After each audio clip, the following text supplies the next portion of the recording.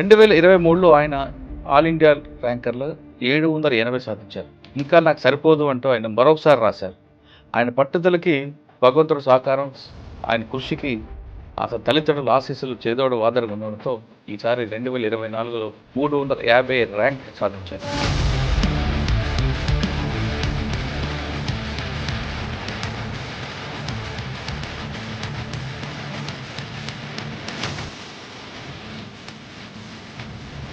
ఇంకా సరిపోదా శనివారం సినిమాలాగా ఇంకా సరిపోలేదు మీకు. ఇంకా పట్టుదల ఇంకా కసిగా చేసి మొత్తం ఈ జర్నీ అంతా ఎలా సాగింది? జర్నీ నేను బేసిక్‌గా సివిల్ సర్వీసెస్ ప్రిపరేషన్ అనేటువంటిది ముందు నేను ఫస్ట్ అయితే ఎంబీబీఎస్ చేసి డాక్టర్ అయ్యి తర్వాత మంచి సర్జన్ అవ్వాలనుకునేది. ప్రిపేర్ అవుతున్నా మా నాన్నగారు మధ్యలో కాలం చెల్లటం, సో కానిస్టేబుల్‌కి జాయిన్ అవ్వటం ఆయన అయిష్టంగానే మీకు అమ్మ నాయన ఇద్దరు లేరు, నేను ఒక్కదాన్నే, సో అనుకోని అనివార్య సంఘటనలు కొన్ని జరిగాయి. సో దాన్ని ఛాలెంజింగ్‌గా తీసుకొని వచ్చేయటం జరిగింది. మీరు దగ్గర ఆ ఇన్సిడెంట్ ఒకసారి రివీల్ చేయండి. ఫస్ట్ ఏంటంటే మనిషి ప్రతి 2 ఆస్పెక్ట్ మనం టచ్ చేయకూడదండి. రైట్ ఫ్రమ్ చిన్న వర్క్ చేసే డైలీ వేజ్ లేబర్ దగ్గర నుంచి కూడా దేశాన్ని పరిపాలించే ప్రధానమంత్రి వరకు అయినా అన్ని ప్రొఫెషన్స్ ఈక్వల్లీ నోబుల్ అండి. సో ఎందుకంటే హర్ట్ చేయకూడదు. ఒకటి ఆత్మాభిమానం, సెల్ఫ్ రెస్పెక్ట్, రెండోది ఈగో. అవతల మనిషి ఈగోను మనం హర్ట్ చేయకూడదు. సో ఈ 2 ఆస్పెక్ట్ని నన్ను అక్కడ హర్ట్ చేసినట్టుగా అనిపించింది. సో ఫస్ట్ అటెంప్ట్ మీరు 780. అది రాగానే మీరు ఎక్కడైతే అవమానించబడ్డారో ఆ ఆఫీసర్ ఏమన్నారు? సో ఫ్రాంక్లీ నేనైతే ఆఫీసర్ని అప్రోచ్ అవ్వలేదండి. ఒకటి. రెండోది నేను గతంలో మనం ఎప్పుడు కూడా గతించినటువంటి పేజీలు వాటిని మళ్ళీ తిప్పడానికి మనం వెళ్ళకూడదు నా ఉద్దేశం. 350 ర్యాంక్ రాగానే మీరు ఎంత ఎక్స్పెక్ట్ చేశారు యాక్చువల్గా? సో ఫ్రాంక్ అయితే సార్ ఈసారి నేను నిష్కామకర్మ చేశాను. అసలు తక్కువ ప్రిపరేషన్ అనేటువంటిది, కానీ that is in right direction. ఆ రైట్ డైరెక్షన్లో జరగడం వల్ల. Welcome to I dream. కృషి ఉంటే మనుషులు ఋషులు అవుతారు, మహాపురుషులు అవుతారు అంటూ ఓ సినీ పాటని నిజం చేశారు ఓ కుర్రాడు. ఆయన తన డిపార్ట్మెంట్లో పనిచేస్తున్నప్పుడు ఒక ఆఫీసర్ చేసిన అవమానానికి పట్టుదలగా సివిల్స్ రాయాలి అని ఒక పట్టుదలతో ముందుకొచ్చారు. ఆయన సంకల్ప బలం ఎంత స్థాయికి వచ్చిందంటే 2023లో ఆయన ఆల్ ఇండియా ర్యాంకర్లో 780 సాధించారు.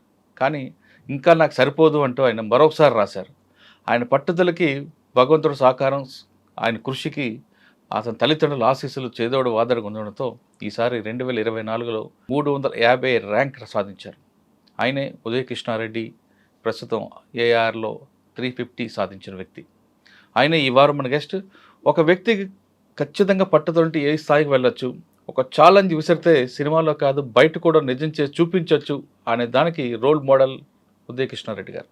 అన్నిటికీ 750 సాధించడం తర్వాత 350 సాధించడానికి ఆ గట్స్ ఎలాగ వచ్చాయి, ఈసారి ఖచ్చితంగా సాధించవచ్చు అని ఆ పట్టుదలకి వచ్చిందన్న విషయాన్ని ఆయన తెలుసుకున్నాం. సార్ నమస్తే అండి.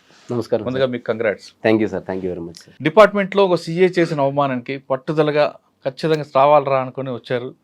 ఎలాంటి కృషి లేకపోయినా, అంటే ఎలాంటి బ్యాక్గ్రౌండ్ లేకపోయినా, గ్రామీణ ప్రాంతంలో పుట్టి తెలుగులో చదువుకొని వచ్చిన మీరు 780 ర్యాంక్ సాధించారు. ఇంకా సరిపోదా శనివారం సినిమాలాగా ఇంకా సరిపోలేదు మీకు. ఇంకా పట్టుదల ఇంకా కసిగా చేసి అంటే ఐపీఎస్ సాధించాలి, ఐపీఎస్కి 780 ర్యాంకు సూట్ కాదు అనుకొని మరొకసారి రాశారు. ఈసారి 350 ర్యాంక్స్ అంటే ఖచ్చితంగా ఐపీఎస్ సాధిస్తారు. అంటే ఆ ధైర్యం ఎలాగొచ్చింది? ఫస్ట్ టైమే పెద్ద ధైర్యం సాహసం చేశారు. ఉద్యోగం రాజీనామా చేసి గవర్నమెంట్ ఉద్యోగాన్ని అది కూడా బయటకు వచ్చి ఎలాంటి సపోర్ట్ లేకపోయినా 780 రావడం, మళ్ళీ అది కూడా సరిపోతుందని మరొకసారి 350 రాయడం, 350 సాధించడం. మొత్తం ఈ జర్నీ అంతా ఎలా సాగింది? మీకు ఎలాంటి బ్యాక్గ్రౌండ్ లేదు, ఒక పొలిటిషియన్ సపోర్ట్ లేదు, బ్యూరోక్రాట్ సపోర్ట్ లేదు, కేవలం మీ కృషి. ఆ జర్నీ ఎలా చెప్పండి ఒకసారి.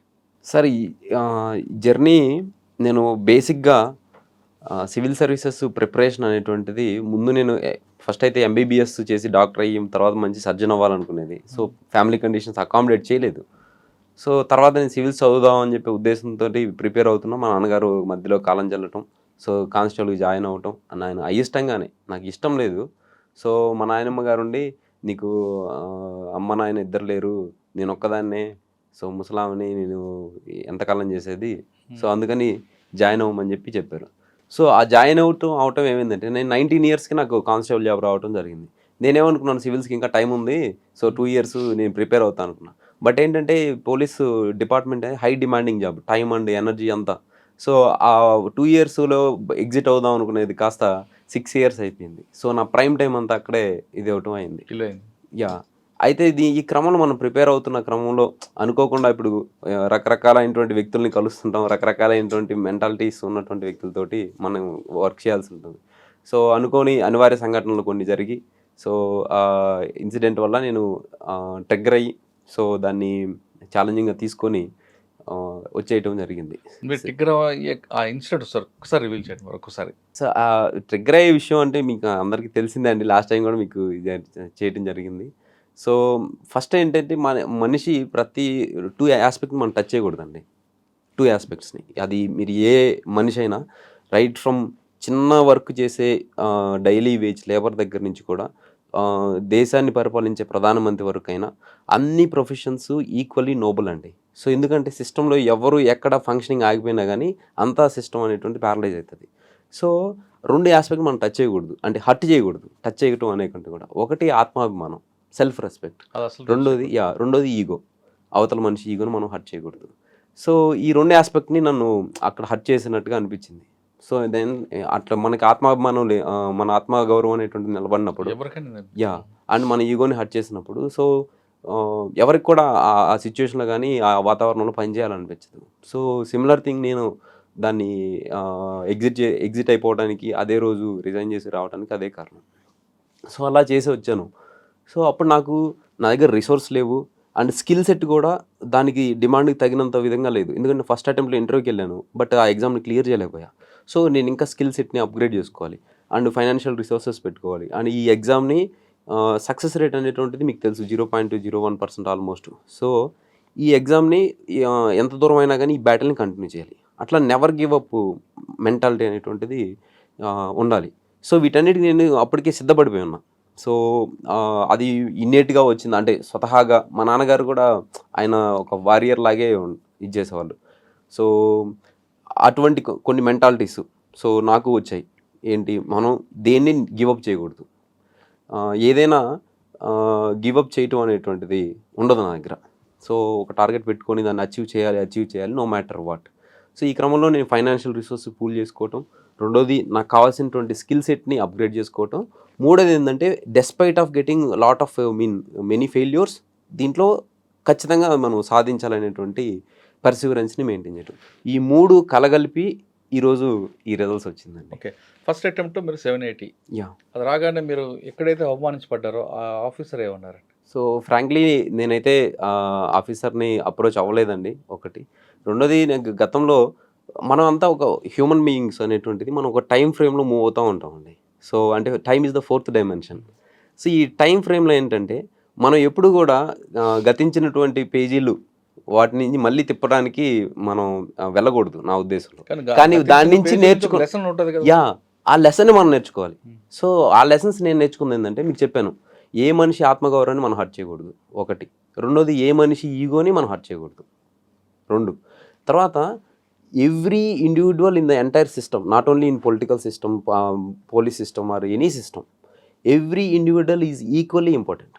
ఎందుకనంటే మీరు పారిశుద్ధ్య కార్మికులు వీళ్ళు ఉంటారు, వాళ్ళు స్ట్రైక్ అయితే మొత్తం సిటీ మొత్తం అల్లకల్లోలం అవుతుంది, గార్బేజ్.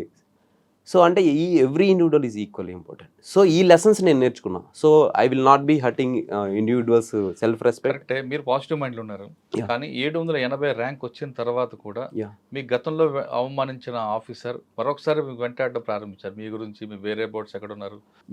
అది జరిగిందండి. అది I don't know how you came to know about it. So ఆ వేరే బోర్డ్స్ చేయటం జరిగింది. సో నేను చెప్పాను జెంటిల్గా, సార్ నేనైతే ఈ ఇన్సిడెంట్ని నేను మైండ్లో పెట్టుకుని వెండటాకి లేదు సార్, మాట్లాడలేదా? లేదు, నేను మాట్లాడలేదు. ఆయన ఏమైనా అప్రోచ్ చేయారా మీకు? లేదు, సార్ కూడా అప్రోచ్ అవ్వలేదు. సో ఇంకేంటంటే జీవితంలో రకరకాల మనుషులను కలుస్తూ ఉంటాం. So and forgive and forget ఒకటి. Learning the lessons and remembering them and sir 780 వచ్చింది, మీకు ఐపీఎస్ రాదని మీకు అర్థమైపోయింది, మరొకసారి రాయాలనుకున్నారు, కానీ అప్పటికే మీరు ఫైనాన్షియల్ సోర్స్ అంతా కూడా అయిపోయింది, మీకు బ్యాక్గ్రౌండ్ ఏమి లేదు, కానీ ఇంకొకసారి అటెంప్ట్ చేయాలంటే దానికి ఒక గట్స్ ఉండాలి, ప్లాన్ బి ఉండాలి. ప్లాన్ బి ఉందా? లేదు, మన మీ జీన్స్ లో ఉన్న ఆ శక్తి ముందు తీసుకెళ్ళాలి. అన్నిటికన్నా ఇంపార్టెంట్ మీకు వెనకున్న ఆంజనేయ స్వామిని తీసుకెళ్ళాలి. Not having the plan B is my plan B sir. So ఎప్పుడైతే మీకు లీనియన్స్ ఓకే కంఫర్ట్ జోన్ ఎప్పుడైతే ఉంటుందో దానివల్ల ఏమవుతుందంటే మీలో ఉన్న ఒక వారియర్ మెంటాలిటీ డౌన్ అయిపోతుంది. రెండోది మీ ఎప్పుడైతే మీరు కంఫర్ట్ జోన్లో ఉంటారో అప్పుడు మీ దగ్గర ఉన్నటువంటి పోరాట పటిమ ఆ కిల్లర్ ఇన్స్టింక్ట్ అంట నేను, అది డౌన్ అయిపోతుంది. సో ఇది ఇది ఇది ఇప్పుడు ఈ కంఫర్ట్ జోన్స్ అన్ని ఇప్పుడు వచ్చాయండి. సో మీరు జస్ట్ హిస్టరీలో కనుక బ్యాక్కి వెళ్తే ఆదిమానవుల కాలంలో కనుక మీరు వెళ్తే ఆదిమానవుడు ఎప్పుడు వారియర్ మెంటాలిటీతో ఉండేవాడు అండ్ కిల్లర్ ఇన్స్టింక్ట్తో ఉండేవాడు అండ్ టార్గెట్ కోసం ఎంత దూరమైన పరిగెత్తేవాడు. దాహం, ఆకలి, దప్పిక ఇటువంటి ఏమి ఉండేవి కాదు. వాడు ఉండే కేవ్ దగ్గర నుంచి 200-300 కిలోమీటర్లు కూడా వెళ్ళేవాడు ఒక రోజులో.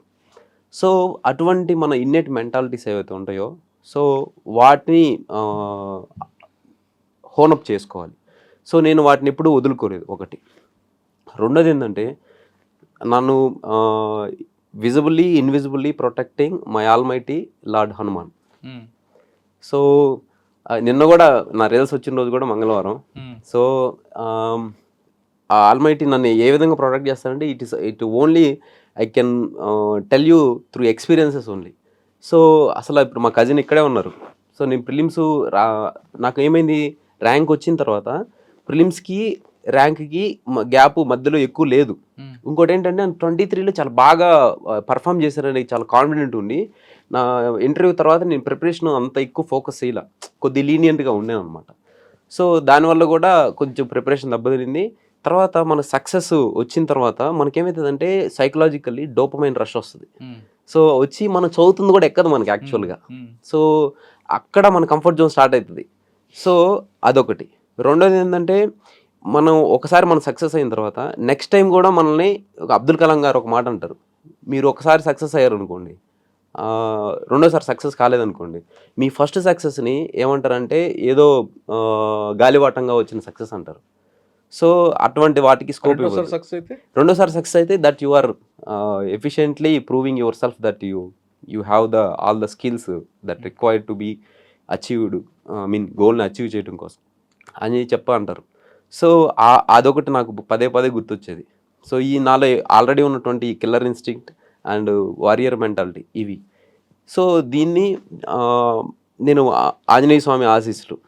సో ఆ టైంలో చాలా most traumatic phase in my entire preparation of this 5 years అంటే నాకు ర్యాంక్ వచ్చిన తర్వాత నుంచి నేను ప్రిలిమ్స్ రాసిన మధ్యలో ఫేజ్ అండి. ఎందుకంటే expectations are high. Next rank మళ్ళీ ఎగ్జామ్ రాయాలి, మనం ప్రూవ్ చేసుకోవాలి. రెండోది మనకున్న టైం తక్కువ, చదవాల్సింది ఎక్కువ, అండ్ ఈ టైంలోనే మనకి బ్రెయిన్ ఫంక్షనింగ్ అనేటువంటిది డోపమైన్ రష్ వల్ల తగ్గిపోతుంది. సో ఇన్ని ఛాలెంజెస్ ఈ పెట్టుకొని నేను ఒకటి, so I kept on praying the Hanuman Swami, నేను ఇదో ఇట్లా నా పరిస్థితి ఎలా ఉంది, సో మీరే నన్ను ముందుకు నడిపించాలి ఒకటి. రెండోది ఏంటంటే ఆల్రెడీ ర్యాంకర్స్ ఉన్నారు. సో అఖిల్ బుద్ధి అని చెప్పేసి లాస్ట్ ఇయర్ ఐఏఎస్ వచ్చింది, తను కిరణ్ సాయంపు. సో దాంతోపాటు Nagabharat, so he is in to IPS now, so ట్రైనింగ్లో ఉన్నాడు. సో వీళ్ళు they keep on counselling me అనమాట. లేదు Uday, this is the thing, మీ మెంటాలిటీని మీరు ఇలా చేంజ్ చేసుకోవాలి, ఎలా చేంజ్ చేయాలి అని చెప్పేసి. సో మేము మామ అనుకుంటాం అన్నమాట. సో ఇలా తర్వాత తిరుపతిరావు గారు అని ఉన్నారు, 441 ర్యాంక్ ఐఆర్ఎస్ ఆఫీసర్. సో ఆయన ఏంటంటే ఇంకా అన్న అనుకుంటాం. సో మాకు చాలా సుదీర్ఘ పరిచయం ఉంది. ఆయన చెప్పాడు, బ్రో నీకున్న వారియర్ మెంటాలిటీకి, నీకున్న కిల్లర్ ఇన్స్టింక్ట్కి నువ్వు no matter what you will excel the exam. అట్లా ఇవన్నీ ఈ ఫేజెస్ని ఓవర్కమ్ చేసుకుంటూ అక్కడ దాకా రావడం. మీరు 350 ర్యాంక్ సాధించారు కాబట్టి మీరు గట్స్గా మాట్లాడుతున్నారు. కానీ సాధారణంగా ఒక వర్గం ఏముంటుందంటే, సామాన్యుడు ఉద్యోగ రిజైన్ చేశాడు, 780 ర్యాంక్ కొట్టాడు, ఇంకా సరిపోదని మరొకసారి కాకుండా వెళ్ళాడు. అది ఒక బలుపు అనుకోవచ్చా, లేదా అది బలం అనుకోవచ్చా? సక్సెస్ అయింది కాబట్టి ఇది బలం, లేదంటే అది బలుపు అనుకుని ఒక కామెంట్ చేశారు అనుకోండి, అటువంటి కామెంట్స్ రావని కూడా చెప్పలేము. నేను చెప్తానండి, మీరు అన్నట్టు ఏమిటంటే కాన్ఫిడెన్స్కి ఓవర్ కాన్ఫిడెన్స్కి స్లైట్ డిఫరెన్స్ డిఫరెన్స్ ఉంటుంది. Slight difference. అది ఓవర్ కాన్ఫిడెన్స్ అనుకున్నాడు రా అని ఎవరైనా కామెంట్ చేస్తే యా. సో ఓవర్ కాన్ఫిడెన్స్ అనేటువంటిది ఎప్పుడు ఇంప్రూవ్ అవుతుందంటే మనకున్నటువంటి లిమిటేషన్స్ ఎవరికైతే తెలియవో అండ్ మనకున్నటువంటి వీక్నెసెస్ ఎవరైతే యాక్సెప్ట్ చేయరో, ఎవరైతే ఇగ్నోర్ చేస్తారో వాళ్ళు ఓవర్ కాన్ఫిడెంట్గా ఉంటారు. అండ్ మా కాన్ఫిడెంట్గా ఎవరు ఉంటారంటే మనకున్నటువంటి స్ట్రెంగ్త్, మనకున్నటువంటి వీక్నెస్ రెండూ తెలిసి వాటిని మన స్ట్రెంగ్త్ని రిలీజ్ అవ్వాలి అండ్ వీక్నెస్ని కూడా మనం రిలీజ్ అవ్వాలి అండ్ వీక్నెస్ మీద మనం వర్క్ చేస్తూ పోవాలి. ఓకే. సో ఇలా చేసేవాళ్ళు కాన్ఫిడెంట్గా ఉంటారు. సో మీరు అన్నారు చూసారు, సో మీరు ఓవర్ కాన్ఫిడెంట్ అంటే మీ టర్న్లో బల్బా అంటే బలమా అనేటువంటి. సో నేను ఇక్కడ కాన్ఫిడెంట్గా చెప్పగలిగేది ఏంటంటే ఇది నేను బలమే అని చెప్తా. ఎందుకు అని అంటే I know my weaknesses. So నేను దాన్ని ఎలా ఓవర్కమ్ చేయాలో తెలుసుకున్నా and I took the help of peer group expertise. Already ఈ ఫేజ్లో గాన్ త్రూ అయినటువంటి వాళ్ళతోటి ఇంటరాక్ట్ అయ్యాను, నేను దాన్ని బిల్డ్ చేసుకున్నాను. అండ్ నేను డోపమైన్ రష్ అనేటువంటిది అంటే సైంటిఫికల్ అనలైజ్ నేను చదువుతున్నాను, బుర్రకెక్కట్లా, టైము తక్కువ ఉంది. సో ఏం చేయాలి? So that is the spiritual వే. నువ్వు వెళ్ళి నిన్ను నువ్వు సరెండర్ చేసుకొని, సో ఇది నా మానవ ప్రయత్నానికి అందట్లేదు, సో మీరు నన్ను ముందుకు నడపండి. సో ఆ విధంగా నా సైకాలజీని, నా స్ట్రెంగ్త్స్ని, వీక్నెసెస్ని, నాకున్నటువంటి టార్గెట్ని, రిసోర్సెస్ని ఎఫిషియెంట్గా యూజ్ చేశాను. సో ఈ సైంటిఫిక్ వేలో నేను చేశాను కాబట్టి అంత కాన్ఫిడెంట్గా మాట్లాడగలుగుతున్నా. సో ఇది బలమే అని చెప్తాను. Okay sir. 780 తర్వాత మరొకసారి అటెంప్ట్ చేసినప్పుడు ఫస్ట్ ఉన్న ఆప్షన్ తీసుకున్నారా, మళ్ళీ ఆప్షన్ మార్చారా? ఇప్పుడు అదే ప్రిపరేషన్, అదే ఆప్షన్ కంటిన్యూ చేశానండి. Political science and international relations నా ఫస్ట్ అటెంప్ట్ నుంచి అదే ఆప్షనల్ ఉంది. సో దానిలో నాకు పొలిటికల్ సైన్స్ ఇంటర్నేషనల్ రిలేషన్స్లో పీజీ కూడా చేశాను. నేను డ్యూయల్ పీజీ చేశాను, ఒకటి Ambedkar open university and IGNOU రెండింటి నుంచి చేయడం జరిగింది. సో అదే ఆప్షన్ని ఇప్పటికి కంటిన్యూ. అంటే మొత్తం మన ట్రైనింగ్ పీరియడ్ కావచ్చు కానీ ప్రిపరేషన్ కానీ అదే సేమ్ మొత్తం సేమ్ అండి. అదే కానీ లాస్ట్ టైం కంటే ఈ ఇయర్ స్ట్రాటజీస్ చేంజ్ చేశానండి. ఈ ఇయర్ స్ట్రాటజీస్ చేంజ్ చేయడంలో ఏమీ నాకు హెల్ప్ అయిందని అంటే అప్పుడు దాకా గతంలో ఉన్నటువంటి నాకు మెంటర్స్ ఎవరైతున్నారో వాళ్ళు అవుట్డేటెడ్ అయిపోయారు అనిపించింది. సో వాళ్ళు ఏంటంటే they are not in tune with the exam. So now ఇప్పుడు నాకు ర్యాంకర్స్ ఆల్రెడీ ర్యాంక్ కొట్టినారు. ఇప్పుడు నాకు థర్డ్ ర్యాంక్ కొట్టిన అనన్యారెడ్డి గారి దగ్గర నుంచి, సో అన్ని మొత్తం లిస్ట్లో ఉన్న తెలుగు వాళ్ళు, సో మిగతా వాళ్ళందరితో నాకు యాక్సెస్ వచ్చింది. ఓకే. సో మనం ఫ్రీక్వెంట్గా మీట్ అవుతూ ఉంటాం, ఏదైనా మీటప్స్కి వాళ్ళు వచ్చినప్పుడు కానీ, మనం వచ్చినప్పుడు కానీ, వెళ్ళినప్పుడు కానీ, ఇలా మీట్ అవుతున్నప్పుడు అండ్ ఎగ్జామ్ టైంలో ర్యాంకర్స్ కమ్యూనిటీ చాలా హెల్ప్ చేసుకుంటారండి. సో నేను స్పెసిఫికల్గా ఈ ఒక కోర్సు జాయిన్ అవ్వాలా వద్దా, లేకపోతే దీన్ని ఎలా అప్రోచ్ అవ్వాలి, సో ఇటువంటివన్నీ ర్యాంకర్స్ నుంచే నేను కొన్ని క్లూస్ అండ్ సజెషన్స్ తీసుకోవడం జరిగింది, టిప్స్ తీసుకున్నాను. సో అట్లా పీర్ గ్రూప్ ఎవరైతే ర్యాంకర్స్ ఉంటారో వాళ్ళు దే ఆర్ ద వన్ కదా, so they are in the tune with the exam. So వాళ్ళ దగ్గర నుంచి నేను ఇన్పుట్స్ తీసుకున్నాను. అలా తీసుకొని ప్రిపరేషన్ అనేటువంటి చేసి ఈ సంవత్సరం ఆల్టర్నేట్ చేయడం ద్వారా ర్యాంక్ కూడా ఆల్టర్ అయ్యింది. ఓకే. సగం మారిపోయింది కదా, 780 నుంచి 50% తగ్గింది. కానీ ఈసారి మరొకసారి అటెంప్ట్ చేసి 150 కూడా వచ్చే అవకాశం ఉందేమో కదా? ఉందండి. మీన్ సోఫార్ నాకు 5 అటెంప్ట్స్ అయ్యాయి. సో 2 కదా, only 1 attempt. So that is some technical issue ఉంది, that is going on in it is sub judice, so I don't want to comment. Sir second time మీరు ఇంటర్వ్యూకి వెళ్ళారు. Third time interview. ఆయన గుర్తుపట్టారా? Team board ఏం గుర్తుపట్టిందా? Board గుర్తుపట్టలేదు sir, but 2 times I got the compliment that నేను ఏం చేశానంటే తెలుగు మీడియం ఆప్ట్ చేశాను.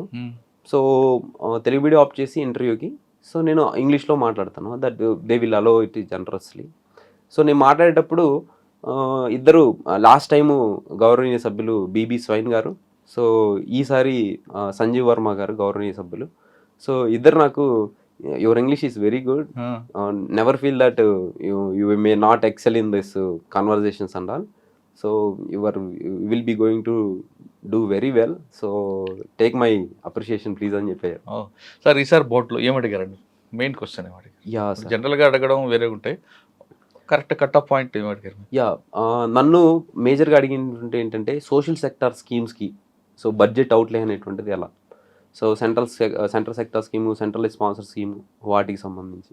తర్వాత దిశ ఎన్కౌంటర్, హైదరాబాద్లో ఉంటున్నానని చెప్పినప్పుడు దిశ ఎన్కౌంటర్ పైన మీ ఒపీనియన్ ఏంటని అడిగారు. ఏం చెప్పారు? నేను చెప్పాను ఇప్పుడు ఎవరైనా క్రైమ్ చేస్తే దానికి ఖచ్చితంగా పనిష్మెంట్ అనేటువంటిది ఉండాలి. బట్ ఎలా? అని ఏ ఎన్కౌంటర్ విధంగా? చేయడం పనిష్మెంట్ అంటే ఆ? ఎన్కౌంటర్ చేయడమే ఫైనల్ పనిష్మెంట్. సార్ నేను అట్లా అంటలేదు. నేనేమంటానంటే నేనేం చెప్పానంటే సార్ మనం ఎవ్రీ సొసైటీలో డీవియన్స్ బిహేవియర్ ఉంటుంది. So the deviance behaviour and mentality leads to the crime. So దాన్ని కూడా మనం procedure established by law, the constitutionally guaranteed ways are there and statutory guaranteed ways are there to be followed. So వాటిని follow అవ్వాలి. So వాటిని follow అయితే ఏంటంటే ఇప్పుడు న్యాయ వ్యవస్థ మీద గౌరవం పెరుగుతుంది అండ్ ఇన్స్టిట్యూషనల్ ఆస్పెక్ట్స్, ఇది పోలీస్ అనేటువంటి ఒక ఇన్స్టిట్యూషన్ మీద గౌరవం పెరుగుతుంది. కొన్ని క్రిటిసిజమ్స్ కూడా రావడం జరిగింది. సో ఇటువంటి అవాయిడ్ అవుతాయి అండ్ ఈక్వాలిటీ బిఫోర్ లా అనేటువంటిది కూడా అప్హోల్డ్ అవుతుంది. బట్ ద థింగ్ ఈస్ దీన్ని హేస్టీగా చేయటం వల్ల ఏమవుతుందంటే ఇటువంటి ప్రెసిడెంట్స్ని పెట్టుకొని మిస్యూజ్ చేసేటువంటి అవకాశం ఉంటుంది. ఎందుకు అనంటే మనం we are in a democratic setup where ఒక సర్పంచ్గా పోటీ చేసి నేను కానిస్టేబుల్గా చేశాను కాబట్టి నేను ఆ ఎగ్జాంపుల్ చెప్పే వాళ్ళకి. సో నేను సర్పంచ్గా పోటీ చేసి గ్రామ సర్పంచ్గా ఓడిపోయిన వ్యక్తి కూడా కానిస్టేబుల్ని ఎస్ఐల్ని ఇన్ఫ్లుయెన్స్ చేయాలని ట్రై చేస్తారు గ్రౌండ్ లెవెల్లో. సో అటువంటి డెమోక్రటిక్ సెటప్లో మనం ఉన్నప్పుడు ఇంకా టాప్ లెవెల్లో ఉన్నటువంటి వాళ్ళు ఇటువంటి ప్రెసిడెంట్స్ని పట్టుకొని మిస్యూజ్ చేయరని గ్యారంటీ ఏంటి?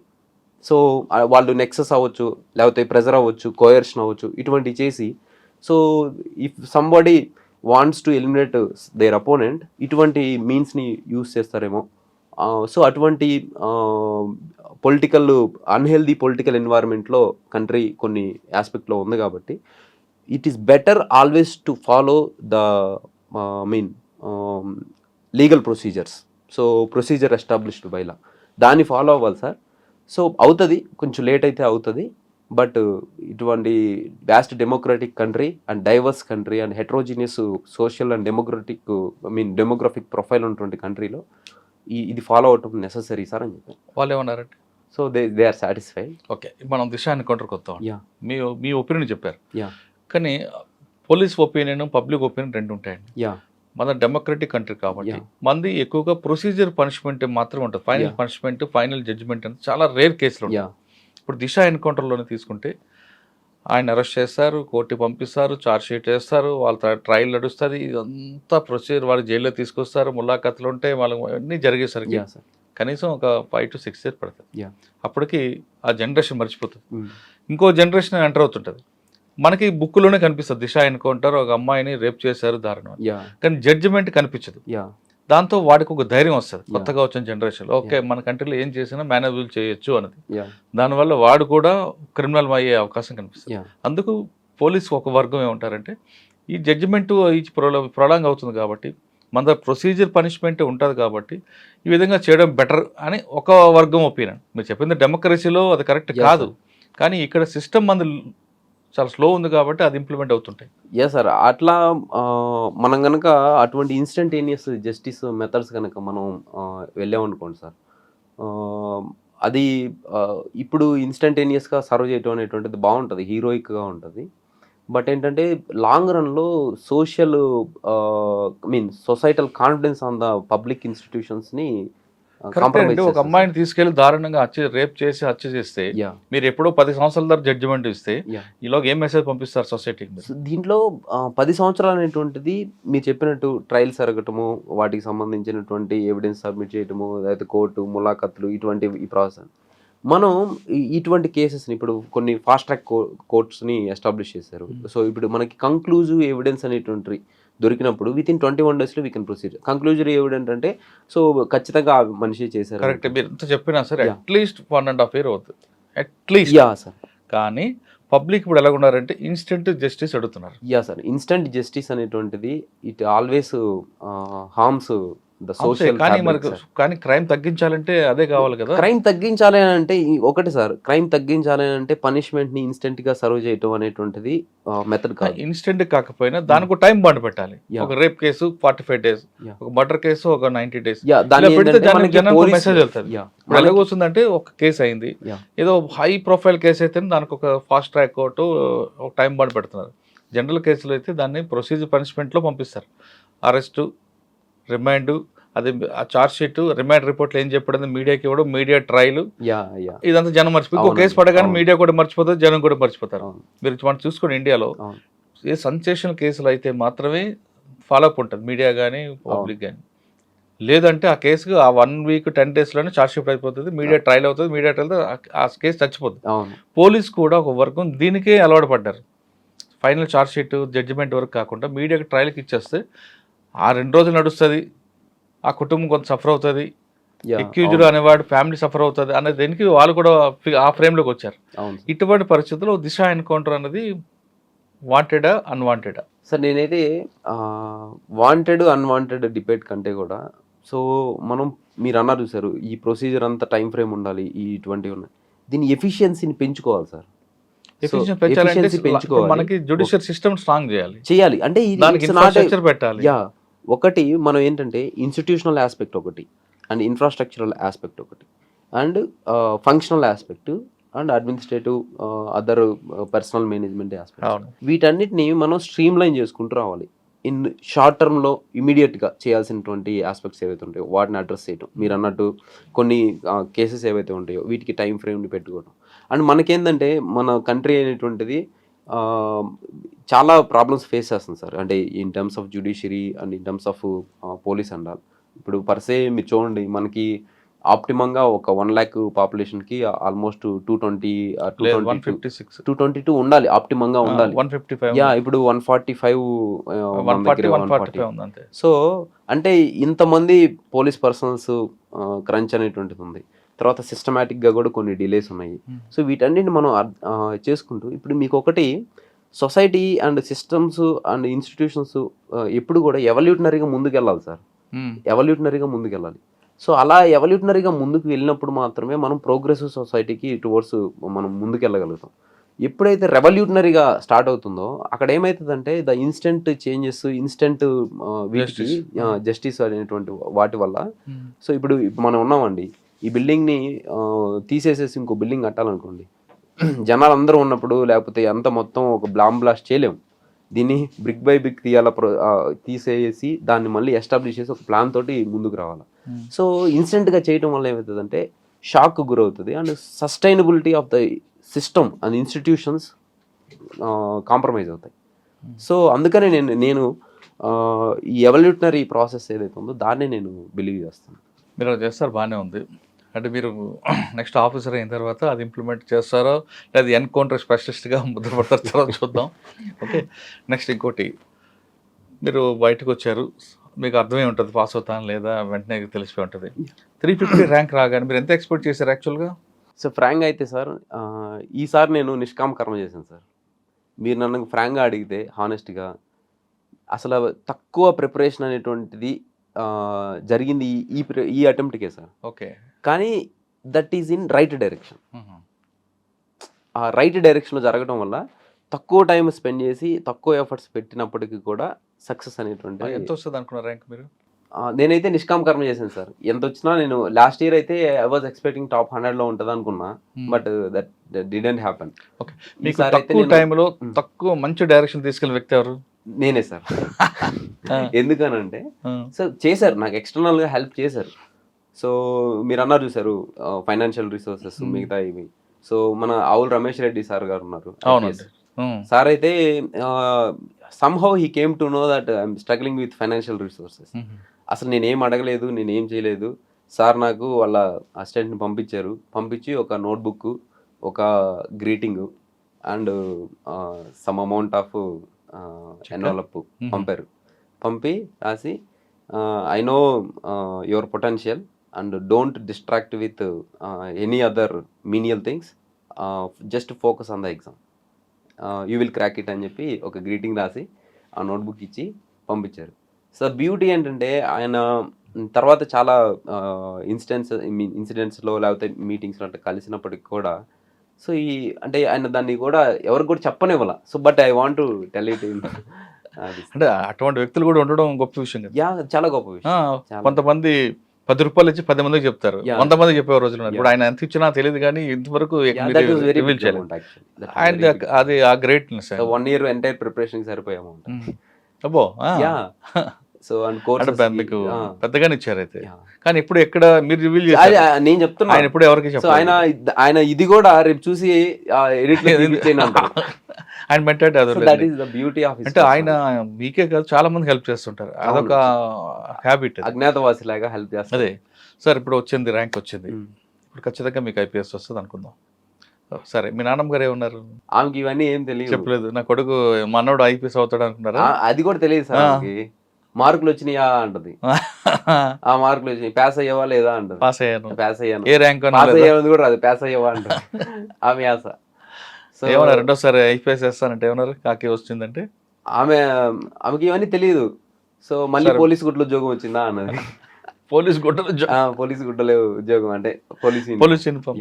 సరే మీ అత్తయ్య గారి కూతురు, సో మామయ్య గారి కూతురు, యా సార్ ఇది సరే సరే ఓకే, మొత్తం ఫ్యామిలీ మెంబర్స్ హ్యాపీ. మీకు ఒక సపోర్ట్ చేసిన ఒక లేడీ ఉండాలిగా అమ్మ, గుడి దగ్గర మీకు పరిచయం చేసే, గుడిని పరిచయం చేసిన. యా టెంపుల్లో ఉన్నటువంటి స్వామి గారు, వాళ్ళు they are very happy. Okay sir, police మీరు తెలుగు మీడియం నుంచి వచ్చారు, అవును. నెక్స్ట్ మీరు ఐపీఎస్ ఆఫీసర్ అవుతారు. తెలుగు అన్నది మన రెండు రాష్ట్రాల్లో ఉన్న తెలుగు ప్రజలందరికీ అమ్మ భాషను కాదనలేం, మన భాషని అందరూ ప్రేమిస్తారు మనం తప్ప. ఇప్పుడు మీరు ఐపీఎస్ అయిన తర్వాత పోలీస్ స్టేషన్కి అంటే మీరు నాకు కాలేదు కానీ మీకు వచ్చిన డిస్కషన్ తీసుకొస్తారు, ఎందుకంటే మీరు దిశ ఎన్కౌంటర్ మాట్లాడారు కదా, మీకు ఒక విజన్ ఉంది, మీరు యూనిఫామ్ వేసుకున్నాక ఏం చేయాలని విజన్ మీకు ఉంది కాబట్టి క్వశ్చన్ వస్తుంది. పోలీస్ స్టేషన్కి వచ్చిన బాధితుడు తెలుగులో ఫిర్యాదు రాస్తాడు, నాకు పలానా వ్యక్తి కొట్టాడు, తిట్టాడు, ఏదో చేశాడు. దాన్ని విచారించిన ఆఫీసర్లు ఇంగ్లీష్లో ఎఫ్ఐఆర్ ఇస్తారు. అవును, కరెక్టా కాదని విచారించి సేమ్ కంటెంట్ని ఇంగ్లీష్లో మార్చి ఎఫ్ఐఆర్ వస్తుంది. ఓకే, తర్వాత అది విచారణ జరుగుతుంది. జరిగిన తర్వాత ఎవరైతే ఆరోపణలు ఎదుర్కొంటున్నాడో ఆ వ్యక్తిని పిలిపించి ఆయన కూడా తెలుగులోనే మాట్లాడతారు. అవును, అతను అరెస్ట్ చేస్తారు. రిమైండ్ రిపోర్ట్లు ఇంగ్లీష్ ఉంటుంది, అవును, తర్వాత ఛార్జ్ షీట్ వేసిన ఇంగ్లీష్లో ఉంటుంది, అవును, లాస్ట్ జడ్జిమెంట్ ఇంగ్లీష్లో వస్తుంది. అవును. ఇక్కడ రెండు విషయాలండి, బాధితుడికి కానీ ఆరోపణలు ఎదుర్కొన్న వ్యక్తికి కానీ క్రెడిబిలిటీ ఉందంటారా? అంటే నేను చేసిన నేరం చేశాను, నా నేరాన్ని తగ్గట్టు శిక్ష పడిందని అతను కానీ, నాకు అన్యాయం జరిగింది, అన్యాయం తగ్గట్టు ఉందని ఇతను కానీ నమ్మే అవకాశం ఉంటుందా? ఒకటి, ఈ సిస్టమ్ మిగతా రీజనల్ స్టేట్స్లో ఉంది కానీ మన స్టేట్లో ఎందుకు లేదు? దీని మీద మీరు ఏమైనా పోరాటం చేస్తారు? అంటే మీకు సదరన్ స్టేట్లో తమిళనాడు, కర్ణాటక, కేరళ కానీ అన్నిట్లో తెలుగులోని ఎఫ్ఐఆర్, వాళ్ళ లాంగ్వేజ్లోని ఎఫ్ఐఆర్ ఉంటుంది, వాళ్ళ లాంగ్వేజ్లోని ఛార్జ్ షీట్ ఉంటుంది, వాళ్ళ లాంగ్వేజ్లోనే జడ్జిమెంట్స్, కానీ మన తెలుగులోనే లేదు. దీనిపై మీరేమైనా యాక్షన్ చేస్తారా? లేదు నలుగురితో పాటు నారాయణ అనుకుని మీరు కూడా ముందుకు వెళ్తారు? మీరు అన్నారు సిస్టమ్ మీద, దీని మీద పోరాటం చేస్తాను. పోరాటం కాదు కానీ ఇనిషియేటివ్స్ తీసుకొస్తామండి. సిస్టమ్ ఎప్పుడు కూడా మనం ఇనిషియేటివ్స్ తీసుకొస్తాం. ఇప్పుడు ఉందా ఈ సబ్జెక్ట్, మీరు ఐడెంటిఫై చేస్తారా, నోట్ చేశారా? యా, నేను కోర్ట్ కానిస్టేబుల్ చేశానండి. నేను కోర్ట్ కానిస్టేబుల్ చేశాను. ఆ టైంలో నేను ఈ కేస్ డైరీలు, ఈ కోర్టుకు సబ్మిట్ చేయాల్సిన డాక్యుమెంట్స్ అండ్ జడ్జిమెంట్ కాపీస్ ఇవన్నీ కూడా తీసుకొని అవన్నీ లైజనింగ్ చేయాల్సిన డ్యూటీ అది. సో నేను అప్పుడు అబ్జర్వ్ చేశాను. సో ఈ సమస్య అనేటువంటిది మీరు క్షేత్రస్థాయిలో ఖచ్చితంగా ఉంది. సో దాన్ని మీరు చదువుకున్నారు కాబట్టి పర్వాలేదు, వాళ్ళు కాపీ పేస్ట్ లో తప్పులు వస్తాయి, పేస్ట్ లో వస్తాయి. అండ్ ఈవెన్ ఇప్పుడు కొన్ని ప్రాక్టీసెస్ ఏంటంటే SHOలు, స్టేషన్ హౌస్ ఆఫీసర్స్, ఎవరైతే ఇన్వెస్టిగేషన్ ఆఫీసర్స్గా ఉంటున్నారో వాళ్ళకి they are not finding time యాక్చువల్గా. So investigation, law and order, బందోబస్తు, ఇంకొక డ్యూటీ. సో ఇవన్నీ ఉండటం వల్ల కొన్ని కేస్ డైరీలు అయితే వాళ్ళే రాయకుండా ఎవరన్నా రిటైర్డ్ ఎస్ఐలు, రిటైర్డ్ రైటర్లు వాళ్ళ చేత డబ్బులు ఇచ్చి రాపించడం, తర్వాత కొన్ని ఛార్జ్ షీట్లు కూడా మిగతా ఏవైతే ఉంటాయో ఆ పేపర్ వర్క్ అంతా ఏదైతే ఉంటుందో వాళ్ళు అసైన్ చేయడం. వీళ్ళు ఏంటంటే కొంతమంది ఎక్స్పర్ట్స్ ఉంటారు, కొంతమంది ఏమో కాపీ పేస్ట్ చేస్తారు. సో ఇప్పుడు మర్డర్ కేసు అనుకోండి, దానికి ఒకటే ప్రొఫార్మా ఉంటుంది, అక్యూజ్డ్ పేరు ఒకటే మారుతుంది. అక్యూజ్డ్ పేరు మారుతుంది. సో ఇట్లా ఉంటుంది. సో అంతకుముందు మాకు హెడ్ కానిస్టేబుల్ గారు ఉండేవాళ్ళు. ఆయన దూకుడుగా, దురుసుగా, వేగంగా, నిర్లక్ష్యంగా, ఈ 4 ఫ్రేజెస్ ఎవ్రీ యాక్సిడెంట్ దానికి రాస్తారు. అన్నిటికీ డ్రంక్ అండ్ డ్రైవ్ కి అదే, అన్నిటికీ అదే. సో సార్ ఇట్లా అంటే ఇదంతే అబ్బాయి, పోలీసులో నువ్వు చేయాల్సిన ఉద్యోగం ఏంటంటే ముందోడు చూసి వెనకోడు కాపీ కొట్టేటివే. సో ఇది నేను ఫేస్ చేశాను గుడ్లూరులో చేసేటప్పుడు. సో ఈ ఆస్పెక్ట్స్ మీరు చెప్పింది జెన్యున్గా ఉందండి. సో దాన్ని ఏంటంటే ఇట్ ఈస్ సిస్టమిక్ లెవెల్లో డెసిషన్ మేకింగ్ తీసుకోవటం ఒకటి. రెండోది ఏంటంటే యూనిట్ లెవెల్లో initiatives. So all together state లెవెల్లో ఇనిషియేటివ్స్ అనేటువంటిది hire bureaucracy and the political executive decide చేస్తే, సో ఒకవేళ నేను ఆఫీసర్గా నేను పోస్టింగ్ అయితే మాత్రం, సో నా యూనిట్ పరిధిలో నేను ఇనిషియేటివ్ తీసుకొస్తాను. సో దాన్ని తీసుకొచ్చి ఇప్పుడు మనం ఆర్టిఫిషియల్ ఇంటెలిజెన్స్ ఏదైతే ఉందో, సో ఆర్టిఫిషియల్ ఇంటెలిజెన్స్ దాన్ని యూజ్ చేసేసి, తర్వాత నేషనల్ ట్రాన్స్లేషన్ మిషన్ అనేటువంటిది కూడా గవర్నమెంట్ తీసుకొని వచ్చింది. సో దాన్ని తీసుకొచ్చి, సో వీటిని మనం ఆ రిసోర్సెస్ని ఉపయోగించి మీరు చెప్తున్నట్టు ఏవైతే right from the FIR copy to judgement copy, so వీటిని మనం తెలుగులో సర్వ్ చేసేటువంటి వెసులుబాటు ఉంది. కానీ మీ నుంచి స్టార్ట్ అవ్వచ్చు కదా అని. అదే నేను అంటుంది. సో యూనిట్ ఇప్పుడు నేను ఖచ్చితంగా నేను యూనిట్ ఆఫీసర్గా ఉన్నప్పుడు ఖచ్చితంగా ఆ ఇనిషియేటివ్ అనేటువంటిది నాతో స్టార్ట్ అవుతుంది. అండ్ ఇంకా ఇన్నోవేటివ్ మెథడాలజీస్ కూడా అనేటువంటివి స్టార్ట్ అవుతాయి. సార్ ఇవి కాకుండా మీరు గ్రౌండ్ నుంచి వచ్చారు. అవును. అంటే పిల్లర్ ఆఫ్ పోలీస్ నుంచి యూనిట్ ఆఫీసర్ స్థాయికి వచ్చారు. పిల్లర్ ఆఫ్ పోలీస్ పడ్డ కష్టాల నుంచి మీరు చూసి వచ్చారు కాబట్టి ఇంకా ఏం చేస్తే పోలీస్ ఇమేజ్ పెరుగుతుందని మీకు మైండ్లో ఒకటి ఫ్రేమ్ అయి ఉంటుంది. అవును. అసలు ఆ ఫ్రేమ్లో ఉన్నదని చెప్తారా, లేదా ఇంప్లిమెంట్ చేసి చూపిస్తారా? సో ఇంప్లిమెంట్ చేసి చూపిస్తాను. అండ్ మీకు బ్రీఫ్లీ కూడా నేను చెప్పగలుగుతాను. సో పోలీస్ ఇమేజ్ అనేటువంటిది 3 ఆస్పెక్ట్స్లో ఖరాబ్ అవుతుందండి. పోలీస్ ఇమేజ్ అనేటువంటిది ఒకటి, interface between civilian and police personnel. ఎప్పుడైతే కానిస్టేబుల్ కావచ్చు, లేకపోతే సబ్ ఇన్స్పెక్టర్ కావచ్చు, హెడ్ కానిస్టేబుల్ కావచ్చు, వీళ్ళు ఇంటర్ఫేస్ అయ్యేటప్పుడు రూడ్ బిహేవియర్ కావచ్చు, లేకపోతే బాధితుడు ఎవడైతే ఉంటాడో వాళ్ళని సరిగా ఆలకించలేకపోవడం, పట్టించుకోలేకపోవడం కావచ్చు. ఇక్కడ ఒక ఇంటర్ఫేస్. రెండోది ఎక్కడంటే పెట్టి corruption and corruption. 2 types of corruptions. పెట్టి కరప్షన్ అండ్ కరప్షన్. పెట్టి కరప్షన్ అంటే మామూలు కరప్షన్ అంటే 100 రూపాయలు 500 ఈ కానిస్టేబుల్స్ ఏం చేస్తారంటే 100 రూపాయలు 200 300 ఇట్లా తీసుకుంటారు. అండ్ ఇంకోటి ఏంటంటే కరప్షన్, ఒక కేసు ఫైల్ చేయడానికి కోసం, దీని చేయడం కోసం 10,000 20,000 ఇలా కూడా SHOs వీళ్ళు తీసుకోవడం జరుగుతుంది. రెండోది. మూడోది ఏంటంటే ఇన్స్టిట్యూషనల్ ఆస్పెక్ట్స్ వల్ల డిలే జరుగుతాయండి. ఇన్స్టిట్యూషనల్ ఆస్పెక్ట్స్ వల్ల డిలే జరుగుతాయి. ఫర్ ఎగ్జాంపుల్ నేను గుడ్లూరులో కానిస్టేబుల్గా సర్వ్ చేసేటప్పుడు అక్కడ నేను పుట్టక ముందు నుంచి కూడా కొన్ని సమస్య సర్వ్ అవ్వాల. అవన్నీ మనకి MCRs మంత్లీ క్రైమ్ రివ్యూస్ ఇవన్నీ వస్తూ ఉంటాయి. అవన్నీ తీసుకొని అప్పుడున్నటువంటి ఎస్పీ గారు టార్గెట్స్ ఇచ్చేయడం జరిగింది, మీరు సర్వ్ చేయాల్సిందని. సో నాకు అవుట్ ఆఫ్ ఇంట్రెస్ట్, సో ఈ టపాల్ డ్యూటీకి సమస్య సర్వ్ చేయడానికి ఎవరు వెళ్ళరు, ఎందుకంటే డబ్బులు ఖర్చు అయిపోతాయి అండ్ జర్నీలో ఉంటారు, ఇప్పుడు ఇంటికి దూరంగా ఉండాలి. సో నేను అప్పుడు కానిస్టేబుల్, సో నాకు కొద్దిగా ఇంట్రెస్ట్, సో వాటిని నేను తీసుకుని నేను ఒడిశా కూడా వెళ్ళడం జరిగింది సమస్య సర్వ్ చేయడం కోసం. తర్వాత ఒకటి ఇరిగేషన్ డిపార్ట్మెంట్లో ఆయన ఏదో క్రైమ్ చేస్తే స్కామ్ చేస్తే దానికి సంబంధించి సో ఆయన కోసం నేను ఒక ఇరిగేషన్ డిపార్ట్మెంట్లో ఫస్ట్ ఆయన ఒంగోలులో ఉంటా అంటే ఒంగోలు వెళ్ళి, ఆ నుంచి ధవళేశ్వరం దగ్గర అక్కడ ఉంటా అంటే అక్కడికి వెళ్ళా. అక్కడి నుంచి విశాఖపట్నం మళ్ళీ అక్కడి నుంచి పిఠాపురం వెళ్ళా.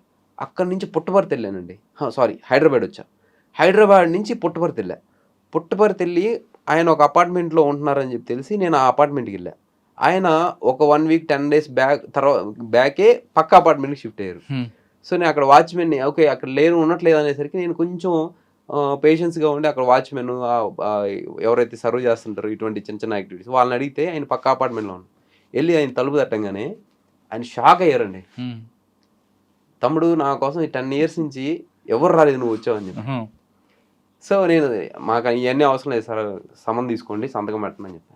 లేదమ్మా ఇది నేను అటు చూసుకుంటా ఇటు చూసుకుంటా ఏదని చెప్తే మనకి CRPCలో ప్రొసీజర్ ఉంటుంది, ఇంటికి అతికిచ్చి చేసేసి వచ్చేది, అది చేశాను.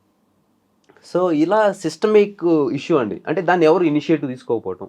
ఇప్పుడు అప్పుడు ఉన్న ఎస్పీ గారు కూడా దాన్ని మీరు చెయ్యండి అని పుష్ చేయడం ఒకటి. రెండోది నేను ఇంట్రెస్టింగ్గా ఉన్నటువంటిది. సో ఇలా సిస్టమిక్ ఇష్యూ. అండ్ ఇంకోటి స్టేషన్ మేనేజ్మెంట్ చేయడం కోసం కొంత ఫండ్ మంత్లీ పేపర్ ఖర్చులే స్టేషన్లో ₹1,00,000 అవుతాయండి ఎవ్రీ మంత్. కానీ మన స్టేషన్స్లో 25,000 30,000 మంత్లీ చాలా ఉంటుంది, స్టేషన్ బడ్జెట్ చాలా ఉంటుంది. సో ఇలా ఇన్స్టిట్యూషనల్ ఆస్పెక్ట్. అండ్ ఇన్స్టిట్యూషనల్ ఆస్పెక్ట్లో కూడా కొన్ని డిలేస్, కొన్ని మిస్సింగ్ కేసెస్ ఉంటాయి. సో దానికి ప్రత్యేకంగా ఒక మనిషిని పెట్టి పంపించలేరు. మన వాళ్ళు ఏం చేస్తారంటే 2 PCలను అసైన్ చేసాము, వాళ్ళు బస్ స్టాండ్ దగ్గరికి వెళ్ళి ఎత్తుకొచ్చారు, మళ్ళీ ఇక్కడ ఇదే రాసుకుంటారు ఆ కేసు డైరీలో, ఇంకా అదే రిపీట్ అవుతుంది 10 ఏళ్ళు 12 ఏళ్ళ నుంచి. సో ఇట్లా అంటే మ్యాన్ కొరత ఉండటము, ఇనిషియేటివ్ తీసుకునే వాళ్ళు లేకపోవడం, దాన్ని పర్సూ చేసే వాళ్ళు లేకపోవడం, ఇలా పబ్లిక్ ఇంటర్ఫేస్, కరప్షన్ కరప్షన్లో 2, మూడోది ఇన్స్టిట్యూషనల్ ఆస్పెక్ట్. ఈ 3 ఆస్పెక్ట్స్ వల్ల మనకి పబ్లిక్లో పోలీస్ ఇమేజ్ అనేటువంటిది పోతుందండి. ఈ మూడింటిని మీరు సెట్ చేస్తారు. రైట్. నేను కరప్షన్ లో మీరు 2 రకాలు చెప్పారు. Yeah. పెట్టి కరప్షన్, వేరే కరప్షన్, Yeah. Visible corruption. అది Yeah. పోలీసులో కరప్షన్ అనేది ఎక్కడ ఉంటుంది, కానీ పోలీస్ అనేది విజిబుల్ కరప్షన్ కాబట్టి ఎక్కువ ఎక్స్పోజ్ అవుతుంది. కానీ ఇన్ఫ్లుయెన్స్ కరప్షన్ ఒకటి ఉంటుంది, అవును. అది ఐడెంటిఫై చేశారు. నేను ఇన్ఫ్లుయెన్స్ కరప్షన్ ఐడెంటిఫై చేశాను అండ్ దానికి కూడా నేను గురయ్యాను. అంటే అది ఇప్పుడు అరికడతారా మీ పీరియడ్ లో? అది అరికట్టడం అనేటువంటిది ఇన్స్టంటేనియస్గా ఇప్పుడు ఏమైందంటే sir, political intervention in the bureaucratic day to day administrative affairs and decision making అనేటువంటిది ఎక్కువైపోయింది సార్, ఎక్కువైపోయింది. బట్ నాకు ఇప్పుడు ఎవ్రీ ఆస్పెక్ట్లో జెన్జీని నేను క్రిటిసైజ్ చేస్తాను యాక్చువల్లీ.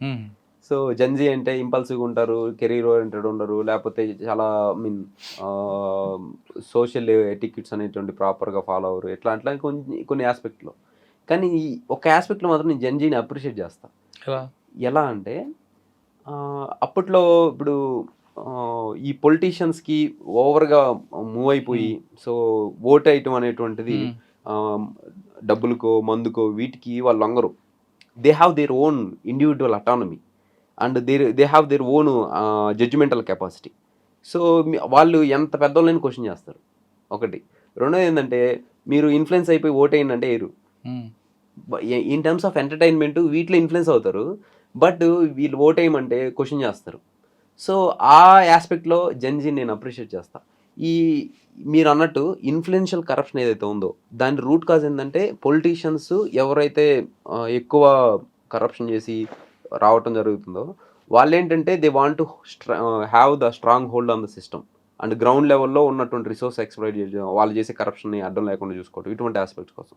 ఎప్పుడైతే ఈ జెన్జీ నెక్స్ట్ ఇంకా 4-5 years లేకపోతే ఇంకొక 10 years తర్వాత జెన్జీ అనేటువంటిది స్ట్రీమ్ లైన్లోకి వచ్చి ఇప్పుడు మెజారిటీ అనేటువంటి దానిలోకి వచ్చినప్పుడు they will decide the fate of politicians.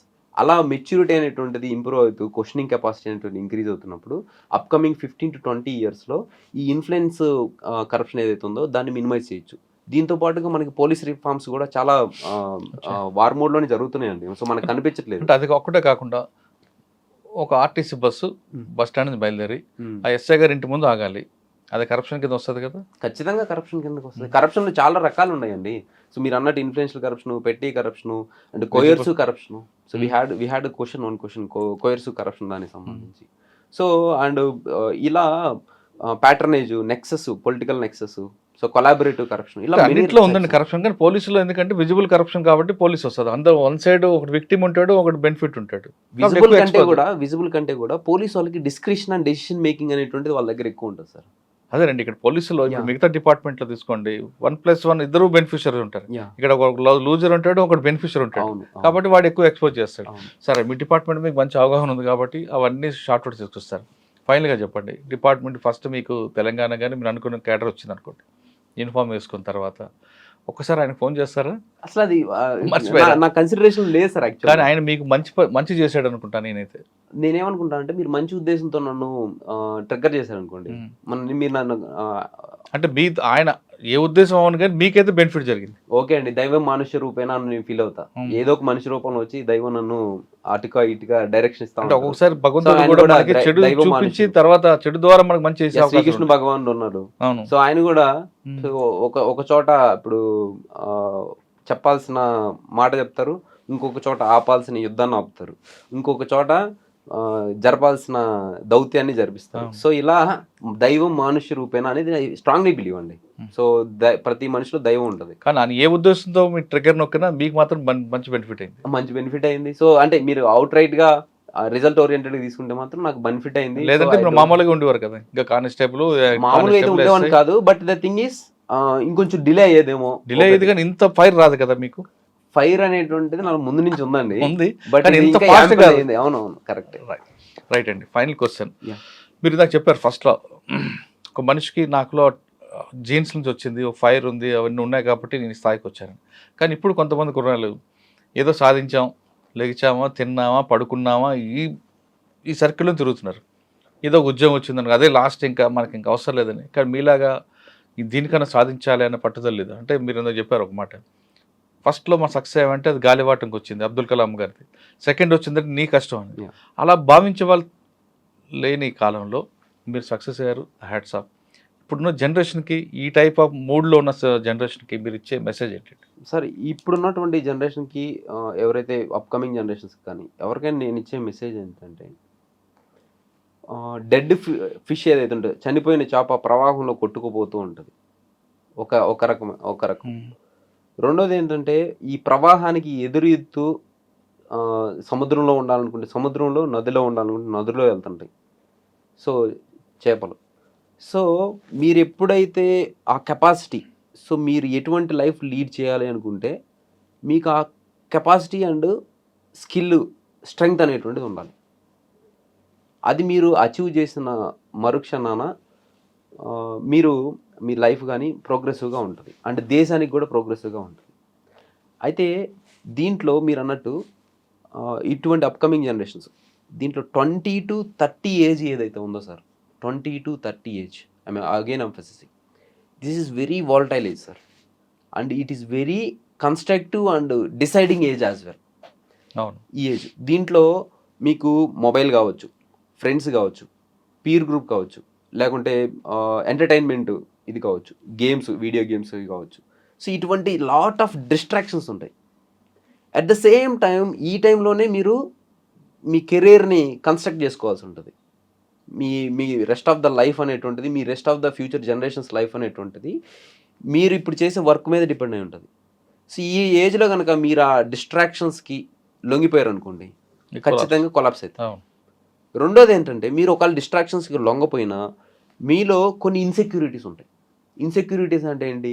అరే నాకు ఇంగ్లీష్ రాదు, లేకుంటే మా తల్లిదండ్రులు సపోర్ట్ చేయలేదు, లేకుంటే నా దగ్గర నేర్చుకోవడానికి కంప్యూటర్ లేదు కోడింగ్కి, లేకుంటే నేను ఇన్వెస్ట్ చేసే కెపాసిటీ నా దగ్గర లేదు, నా దగ్గర ఐడియాస్ ఉన్నాయి, సో నేను సాధించగలుగుతానా లేదా, ఇటువంటి ఈ ఇన్సెక్యూరిటీస్ని ఎక్కువ కానివ్వకూడదు, డౌన్ చేసుకోవాలి. రెండోది, ఈ డిస్ట్రాక్షన్స్కి మనం డిస్ట్రాక్ట్ అవ్వకూడదు. ఈ రెండు ఆస్పెక్ట్స్ని మీరు అడ్రస్ చేసుకుంటూ మీరు ఒక ఐడియా తీసుకోండి, ఒక గోల్ తీసుకోండి, ఐడియా కానీ గోల్ కానీ ఏదైనా, బీఇట్ సివిల్ సర్వీసెస్, పాలిటిక్స్, లేకుంటే క్రియేటివ్, ఏవనీ ఫీల్డ్. సో ఈ డిస్ట్రాక్షన్స్కి లోను కాకుండా, ఈ ఇన్సెక్యూరిటీస్ ఎక్కువ కాకుండా మీరు కనుక డిసిప్లైన్డ్గా, డెడికేటెడ్గా వర్క్ కనుక చేస్తే, so no force in this entire universe, దైవం కూడా ఆపదు మిమ్మల్ని. మీరు ఒక సత్కార్యంతో కనుక ముందుకెళ్తుంటే దైవం కూడా ఆపాలనుకుంటే ఆపదు. సో అంత ట్రెమండస్ ఫోర్స్ మీకు, మీరు యూనివర్స్లో గెయిన్ చేయగలుగుతారు అండ్ అచీవ్ చేయగలుగుతారు. సో ఇది నా మెసేజ్ సార్. 20 సంవత్సరాల నుంచి 30 సంవత్సరాల మధ్య యువత అంతా కూడా మీరు కళలు కనండి, మీరు ఏమి సాధించాలనుకున్న ఊహించుకోండి, కానీ ఆ కళ నిజం చేయాలంటే అంకిత భావంతో చేయండి, నిబద్ధతగా పనిచేయండి. ఖచ్చితంగా మీకు దేవుడు కూడా ఆపలేడు, మీ కళ నిజమవుతుంది అంటున్నారు ఉదయకృష్ణారెడ్డి గారు. అంతేగాని కళల కన్నాం, అది దేవుడి మీద వదిలిపెట్టి గాల్లో దీపంలో చేస్తే మాత్రం దేవుడు కాదు కదా, ఎవరూ సహకరించారు మీకు అని ఆయన చెప్తున్నారు. ఆయన నచ్చింది ఏంటంటే, కింద స్థాయి వచ్చిన వ్యక్తి సివిల్ సాధించవచ్చా అనే వర్గాలకి నోరు మూయించేలా చేశాడు ఆయన. అవమానం జరిగింది, అది ఆయన మంచిగానే జరిగింది కాబట్టి ఒకసారి ఒక ర్యాంక్ వచ్చిన తర్వాత అక్కడితో ఆగిపోకుండా ఇంకా మంచి ర్యాంక్ రావాలి అనే పట్టుదలతో ముందుకు వెళ్ళి అనుకున్న లక్ష్యాన్ని సాధించిన ది బెస్ట్ యూత్ ఆయన. ఖచ్చితంగా ఉదయకృష్ణారెడ్డి గారి లాగా స్టోరీస్ చూడండి. అందరూ ఆయనలాగా కాకపోయినా కొంచెమైనా మీరు ప్రయత్నిస్తే ఖచ్చితంగా మీరు అందరూ కూడా మీ తల్లిదండ్రులు మెచ్చేలా, దేశం గర్వపడేలా యువత ఉంటుంది అనేది ఉదయకృష్ణారెడ్డి స్టోరీలో తెలుస్తుంది. అది ఉదయకృష్ణారెడ్డి గారితో ఎక్స్ప్లెయిన్ చేశారు. వచ్చే వారం మరొక ఇష్టం మళ్ళీ కలుద్దాం. అంతగా నమస్తే. థ్యాంక్ యూ అండి. Thank you very much. Thank you అండి. ఆల్ ది బెస్ట్ అండి. మీరు ఇప్పుడు మీకు ఒక పోలీస్ డిపార్ట్మెంట్ మీద కింద సాధించి అవగాహన ఉంది కాబట్టి మీరు మంచి సక్సెస్ తీసుకురండి. కానీ దయచేసి వాళ్ళని, మీరు ఇందాక అన్నారు, ఒక మనిషికి 2 విషయాలు ఎప్పుడూ మనం ట్రిగ్గర్ చేయకూడదు. ఆ 2 కూడా ఆ స్థాయికి వచ్చాక మీరు మర్చిపోకపోతే మీరు డెఫినెట్గా మీకు అవుట్ స్టాండింగ్ ఆఫీసర్ కానీ బయటకు వస్తారు. ఖచ్చితంగా. ఓకే, ఖచ్చితంగా.